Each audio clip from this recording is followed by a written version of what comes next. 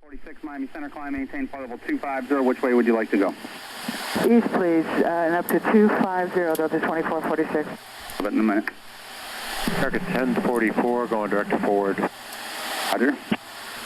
The similarities between how airline and business aviation flight crews train have created a safety record in two-pilot aircraft that has long been envied.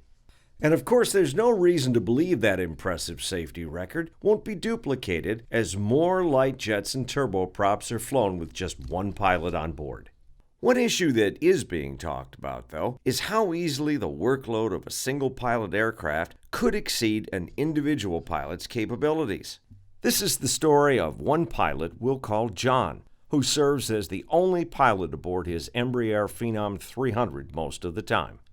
John uses the airplane as company transportation for his employees and the customers of his U.S. consulting business. Because he takes flying seriously, he trains regularly. And while John understands being the only pilot on board means planning far ahead, he hasn't quite accepted the fact that his own anxiety in the vicinity of bad weather can create quite a cockpit distraction.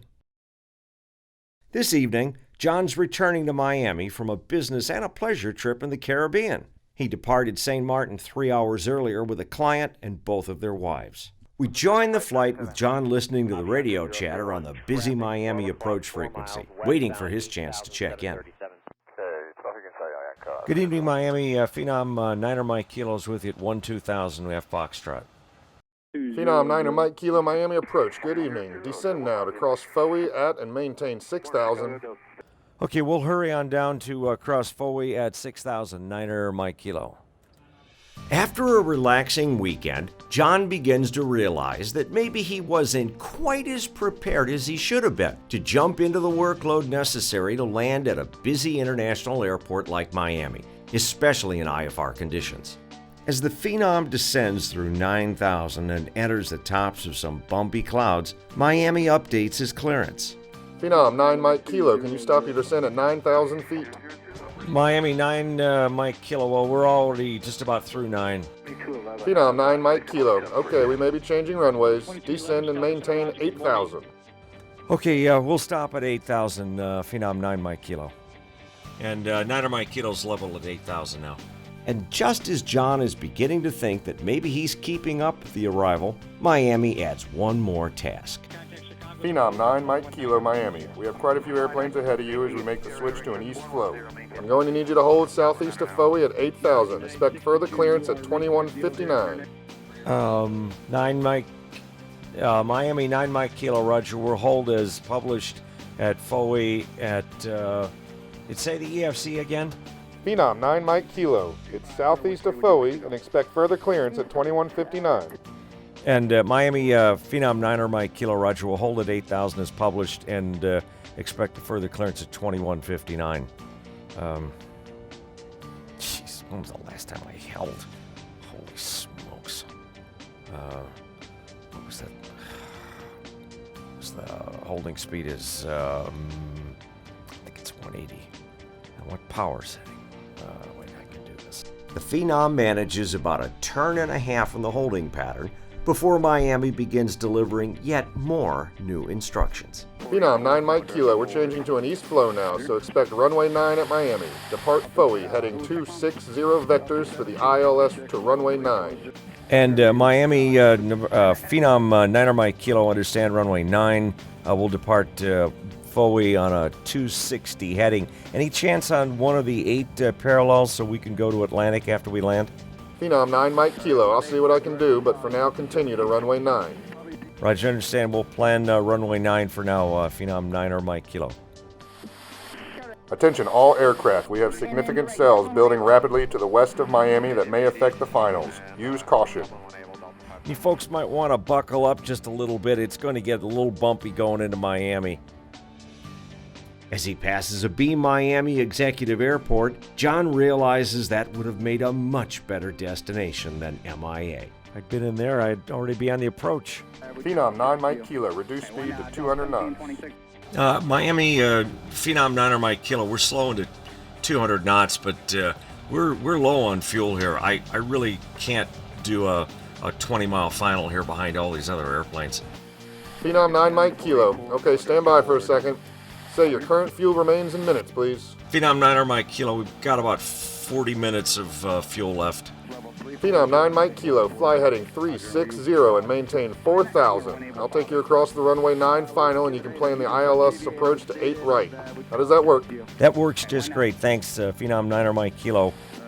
Knowing his critical fuel state, John realizes he caught a break when the Miami controller expedites his arrival. Phenom 9 Mike Kilo, descend and maintain 3,000, fly heading 050. Attention all aircraft, ATIS Golf is now current with a ceiling of 200 feet and visibility 1 mile in range.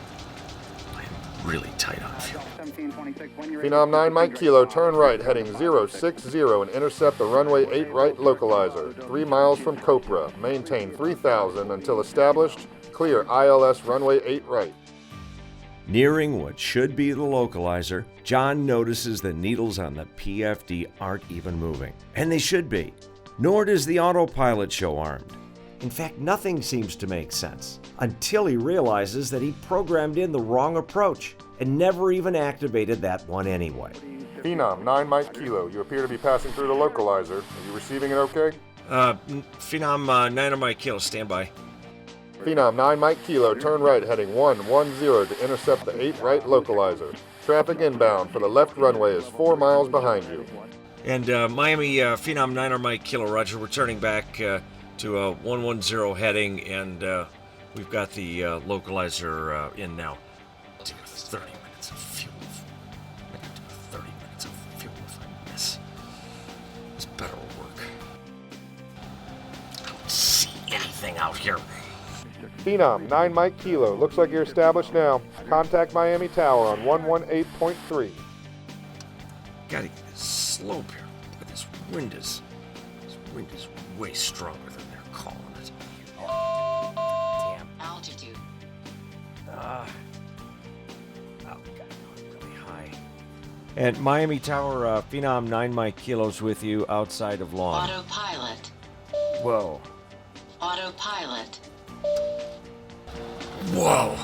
Pull up. 500. Pull up. As John realizes he's about to lose control of the airplane, his mind flashes back to a recurrent training session. Remember, John, you fly the airplane, don't let it fly you. We're going to recognize and confirm the situation. Be sure your autopilot's off. Reduce your angle of attack. Apply nose-down pitch until the warning cues are eliminated. John realizes it's time to get out in front of his airplane. And with a renewed confidence, he knows exactly what the next move needs to be. Phenom 9 Mike Kilo is on a missed approach. And is there another airport around here with better weather? Phenom 9 Mike Kilo, roger. Climb and maintain 2,000. Turn left heading 360.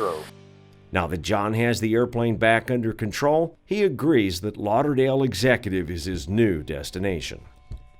In almost no time at all, John spots the welcoming runway lights of Fort Lauderdale Executive Airport.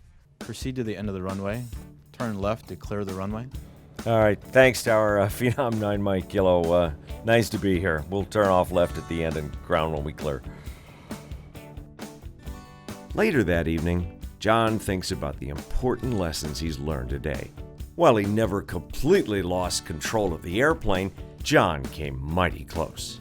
He also realizes how just one or two better decisions made earlier in the arrival, like staying further away from the weather for instance, would have kept his anxiety in check and probably avoided most of the chaos in the first place. But it all comes down to the same thing. John will be a better pilot next time. Much better.